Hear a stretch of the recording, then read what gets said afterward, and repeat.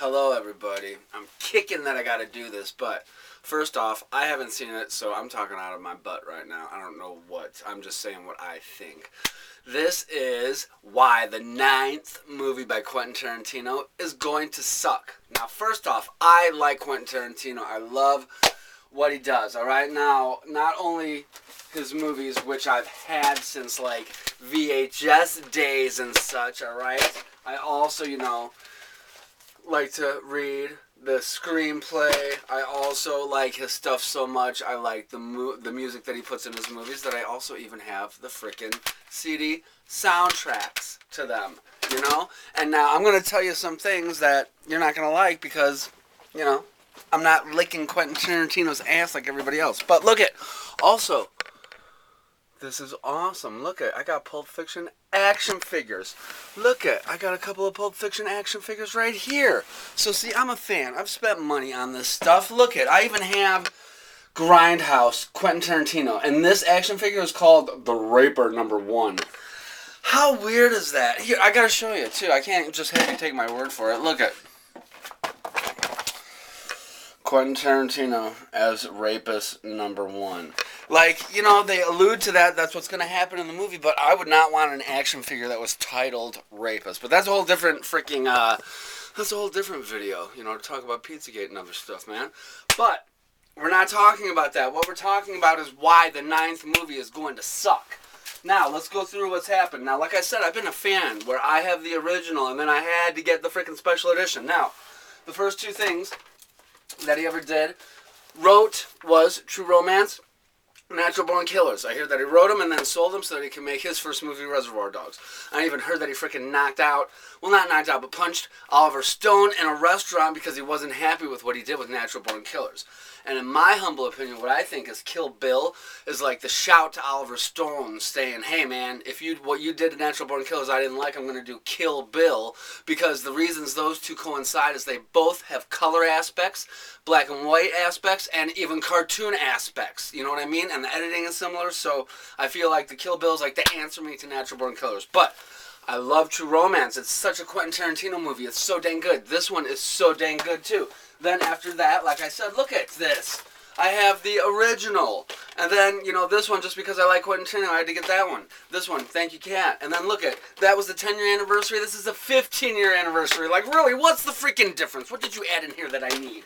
So then after that, of course, came in 94, like, Pulp Fiction. That's when everybody started hitting the scene, like Robert Rodriguez with Desperado and, Kevin Smith with Clerks and everything. So, woo, Pulp Fiction, put him on the map. After that, he had a little, a part of a 4-movie part. 2 women directors, 2 guy directors, him and Robert Rodriguez. Boom, that. He doesn't count that as one of his movies. So far we're only at number 2, Pulp Fiction. This is number 3, Jackie Brown. He didn't write the book that this was based on, he just directed it. So I'm surprised that it's actually like his movie and he counts it as number 3.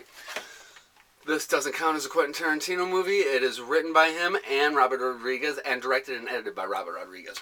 This is one of my most favorite ones ever. If you haven't seen it, check it the frick out.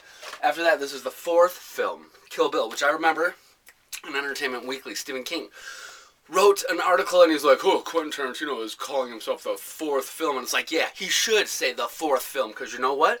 When your 4th film is something like this and it's this good, you should. However, like I said, I think maybe it should be, I don't know. I think there should almost be a movie too of his in order. But you know what? It's him. He's the boss. Whatever. Number 4. This is great. So, Stephen King, for giving freaking shit to Quentin. All right, man? He can do whatever the heck he wants.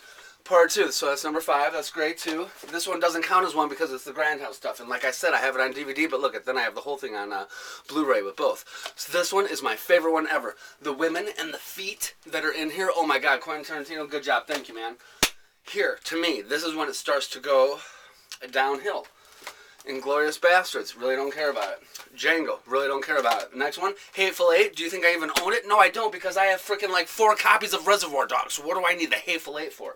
So instead we're going to use the Poop-Filled 8 or the Poopful 8.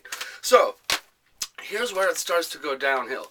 I thought maybe it was going to go downhill when Sally Mankey died, but she did have editing aspect in this. But like I said, this is when it starts going down.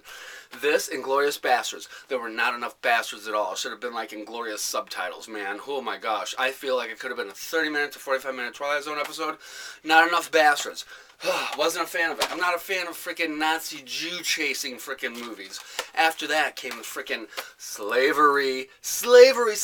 Another fun topic, just like Nazi and Jews, right? That's exactly what I want to watch. I feel like, when he was in Pulp Fiction saying, I know my coffee's good. You ain't got to tell me coffee's good, and Dead Jigga Storage.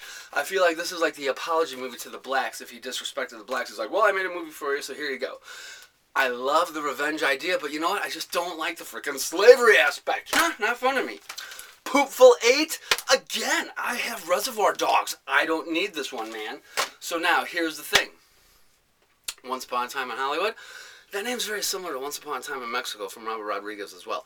But either way, what I'm saying is I just feel like this next one, it's a period piece. That's what I didn't mention. This is a period piece, the 40s. This is whenever slavery was. This is like frontier times. The Hollywood one is 70s. Quentin, these are period pieces. These 3 are not as good as everything else. You have to do what you know. Don't be like freaking Kevin Smith and do some freaking horror tusk. That's baloney. Kevin Smith, stick with View Askew stuff. Freaking Quentin, stick with what you know, and freaking knowing is what you know is all the genre of cinema and taking the best and making it your own and putting it together, man. I love it. So now, that's why it's gonna suck, because it's a period piece, and these 4 are these 3 are period pieces. These others are not. Now that I said it, I want to show it to you. So hold on, because you know what? You can trust your own eyes. You're going to see this for yourself. I'm going to be right back. Check this out. This is awesome. All right? This is good stuff. So now, okay, here's what we're going to do. Since you can trust your own eyes, we're going to have these 3 over here. Check this out, the period pieces. Yuck, over there. Now let's do this in categories. The movies that he wrote but didn't direct. Both of those are better than those 3. No doubt about it. And then you could also add that one into it too, because he wrote it but didn't direct it. Those 3 are definitely better than those 3, all the way around. You can go with the movies that he wrote and directed. You could actually go with movie that he didn't write but he directed. I think that is much better than those 3, all the way around. Ones that he wrote and directed. Look at that. Those 5 are much better than those 3. Completely. Even 4 Rooms by itself. A mixture of 4 directors, including him. I would rather watch that than all of that. Definitely, for sure. So look at, however you bust this up, anything over here is so much better. Anything over here is so much better than any of those 3. Whether it be single or mixed up somehow. Again, written but not directed by him. Totally blows this away. Ones that he directed but didn't write. Totally blows it away. Ones that he directed and frickin' did. All of those. Totally blow that away. This totally blows it away. We could put 4 Rooms in this together because it's working together. Boom. You could put Grindhouse in there because that's working together. Any way you bust it up, all of these movies over here are better than these 3 because of the period pieces. So you may as well add that to it too. Sorry, but that's the truth. And that's why Quentin Tarantino's 9th movie is going to suck. But I hope it won't. I hope by me making this and putting this out in the universe, it's going to make an opposite effect happen. Let's see what happens. But right now, it's going to suck. Sorry, Quentin.